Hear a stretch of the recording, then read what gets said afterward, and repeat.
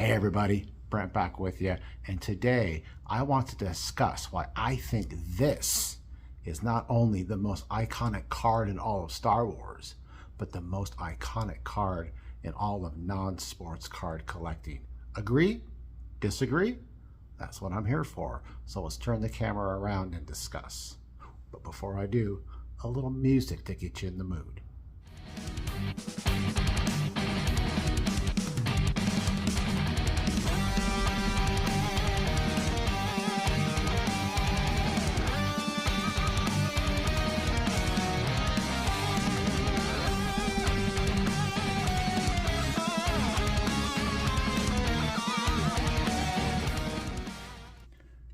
So here we have it, a card that many of you have seen, and maybe many of you even own, the 1977 Star Wars Topps #1, Luke Skywalker. Now, why do I put this in the Mount Rushmore of non-sports cards? Well, because this is the first card in a very, very iconic set. Would this still be the most iconic card if, say, this was Han Solo? Yeah, I think so. Princess Leia? Yes. Darth Vader? Absolutely. C-3PO or R2-D2? I think so, because you have to put yourself back in 1977 like I often do.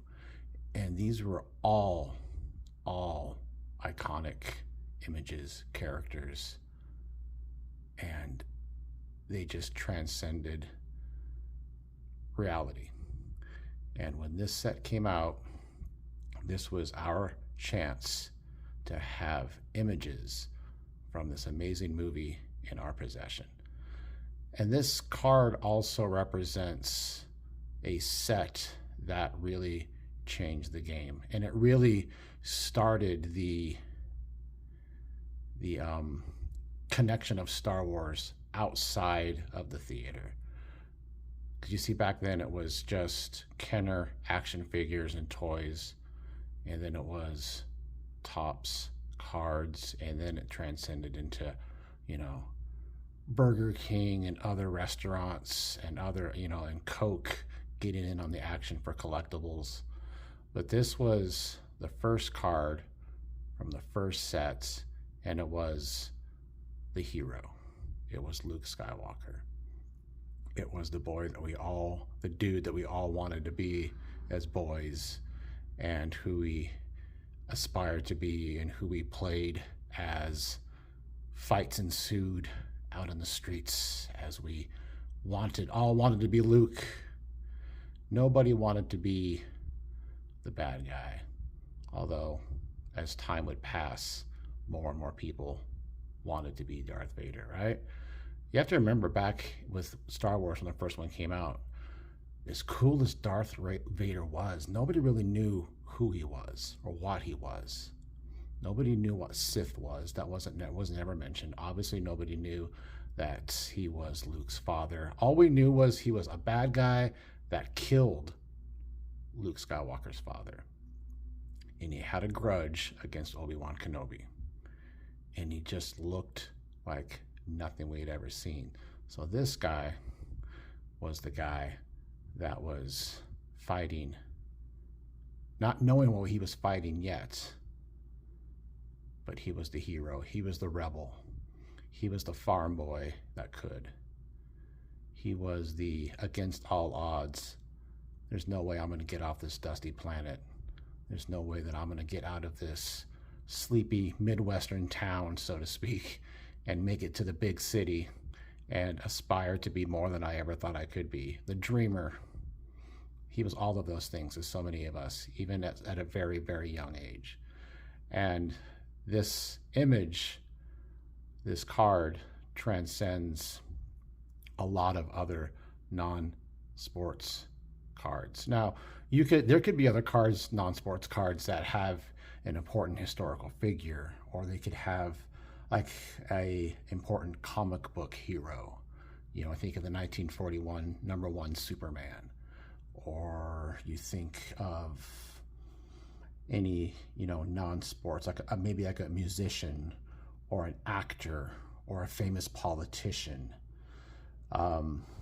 Even going back into pre-war and into the late 1800s, you can find cards of non-sports players that are definitely, you could bandy around the word iconic.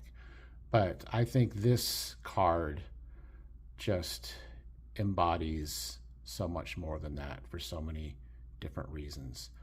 And obviously, whenever I speak of Star Wars, especially the original trilogy, it is very nostalgic for me. I have such a deep connection with the set and with the movies and with the characters. But once I remove all of that, this still stands, in my opinion, as the most iconic non-sports card of all time. I would venture to say, now we all can have, this is a big debate. If you had your Mount Rushmore of cards, now I'm including sports cards, one from each sport. If some reason there was, a fifth presidential head put up there, for a non-sports card, I think you would see this. So tell me what you think. What do you think about this card? Does this card mean that much? Is it that iconic? Is it just nostalgia that is driving this claim of mine? And as I ask those questions, just know that I'm going to be making 2 more videos that center around this card.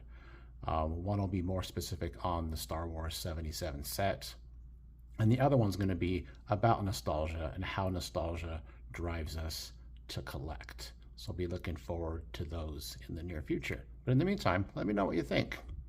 Is this the most iconic non-sports card of all time?